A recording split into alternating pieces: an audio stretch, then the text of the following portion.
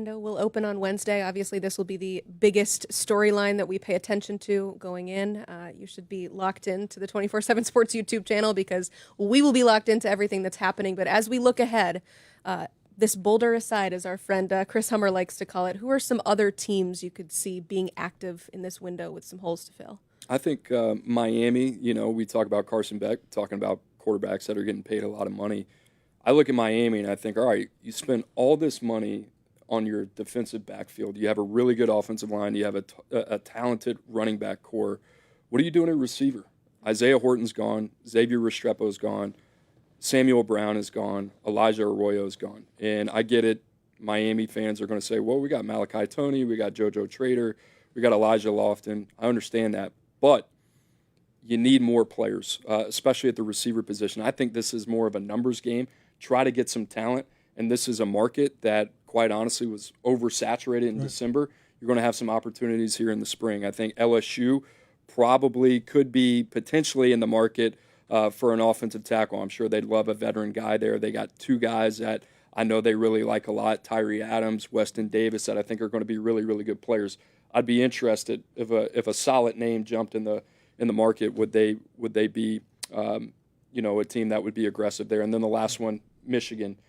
What are you doing with Bryce Underwood, right? I get it. You're paying him a lot of money. Justice Haynes, good offensive line, run the ball, complimentary football. Colston Loveland's gone, and then you think about receiver as well. They don't have anybody returning that had more than 140 yards receiving last year. So and when you get a young player like Bryce Underwood, Coop, I don't care how dynamic that he truly is, and we both believe that he's a very good quarterback. In a few years might be the best one in college football. You need to get him some friendly pieces around him that he can just get the ball out of his hands and create some dynamic plays. We've seen Michigan win one way, and we know that they can give two rats about getting receivers, but we haven't seen the caliber of player at the quarterback position at Michigan. And when you're playing in the Big Ten right now, you're going to have to put a lot of points up. Oregon's in town. Ohio State is saying, even though you guys busted us up, we need receiver play around a prominent quarterback, just like Bryce Underwood is, to give him some pieces to operate in the proper way. North Carolina would expect them to be aggressive, obviously, outside the Nico Iamaleava thing. They need a lot. And then Colorado is already a team that's done some good things. Sincere Brown, Xavier Hill. I know it's been quiet. Those names aren't going to light up headlines. But I want to give Colorado, Deion Sanders, a lot of credit because they do things right now, at least from a substance standpoint of roster building. These are going to be guys that help them win football games in the fall. You looked like you were going to say something. Props to Colorado for being quiet and doing it the right way. Kind of takes a little bit of attention off of them, but that Sincere Brown, when we evaluate him, we looked at him, 6'5", 190. Plays like he's really 6 foot, 200 pounds, out of Campbell. Just explosive with the ball in his hand, route running ability. We thought that they got rid of a lot of good wide receivers. They're bringing one in that in about the middle of the year, Coop, we might walk away and say this guy's a top half of the draft type of player. Yeah, almost like there's value doing things in silence every now and then. I know, it's strange. Usually when we talk about transfer portal, we got to factor in Colorado. That's just been like muscle memory over the last few cycles, but it's been quiet by Colorado standards for sure. We're going to get to your ultimate burning questions, but first I want to give you the results of an ultimate burning poll. I'm just going to go ahead and call it that. If you're watching us on YouTube, you have factored into this poll and hopefully voted for it. We asked you who is to blame for all of this, and currently, oh no, the polls have closed, so this is the final tally here. Nico's agent is at 49%, so congratulations for that victory. Nico Iamaleava himself, 30%. Other, where the leading comment was the NCAA, is at 12%, and then Tennessee at just a measly 7%. So thank you so much for voting in that and making your voices heard. But it's that time of the show. Let's get to your ultimate burning questions.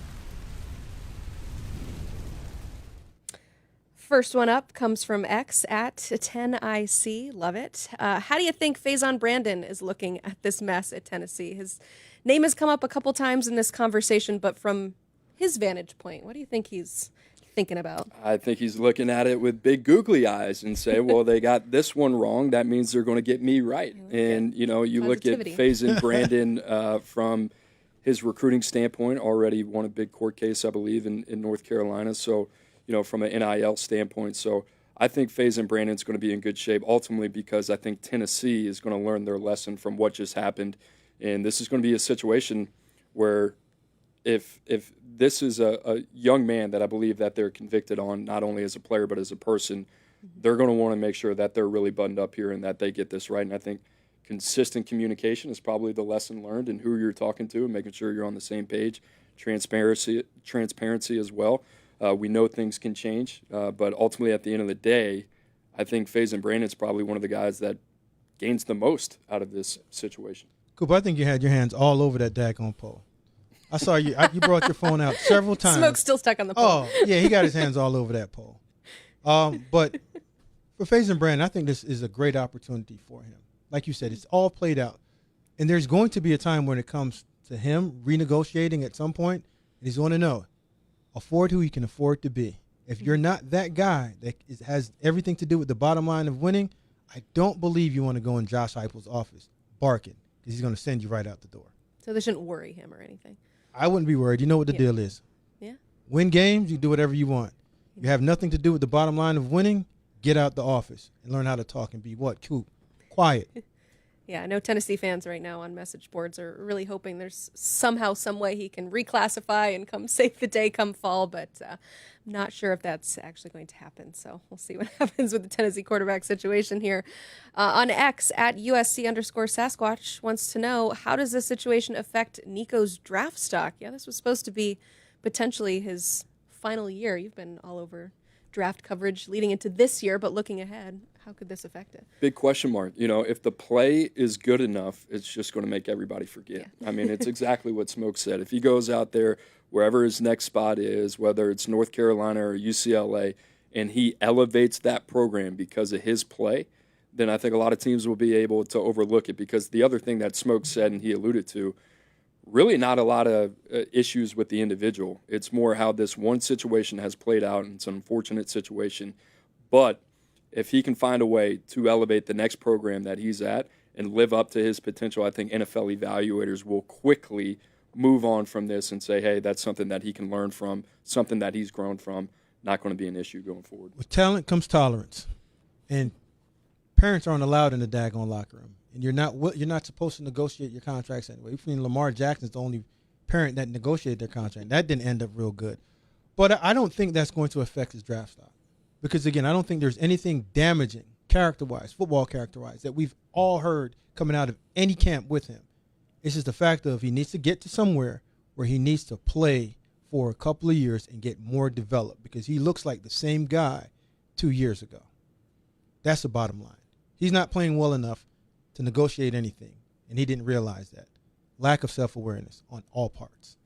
So do you not expect him to declare for the draft after this fall, as was probably initially intended? Unless he gets somewhere where he's throwing for 4,000 yards, leads his team far into the playoffs, and can become the leader that we think that he can be and remove some type of the outside noise away from him, yeah, you can jump in and do whatever you want. And I mean this with all seriousness. I think that's a legitimate question. What if he goes somewhere else? He has a similar season to what he had this past year, and then he decides to go. That's another decision that I'm sure he would like to have back. That's why it's important. Like I bring that up. Like having people that have a common sense and a pulse on what is best for you and your nature and your long term. Because I don't think anybody's thinking long term around Nico right now. It seems all short term in terms, hey, what can we get right now? Not what are we trying to do to put him in the best situation possible on the field to continue his development. So I hope he's in school for another 2 years. What we saw on tape indicates that he needs 2 more years of film. If he makes a massive jump that we don't expect, then, yeah, there are going to be a lot of NFL teams similar to what we saw at the end of the last year with Drew Aller that are going to be knocking on the door and saying, oh, well, maybe he's ready. And the sad thing about this, the only name that keeps on getting brought up, Nico. He's the only one that's going to be truly affected wherever he goes next. Yeah. By the 100%. Student union, by every draft analysis, by every fan, everything that he does right or wrong, they're going to magnify it and put it all behind money. And truly, we don't know if that's the main reason why any of this is happening. Yep. Before we go, Sean wants us to talk about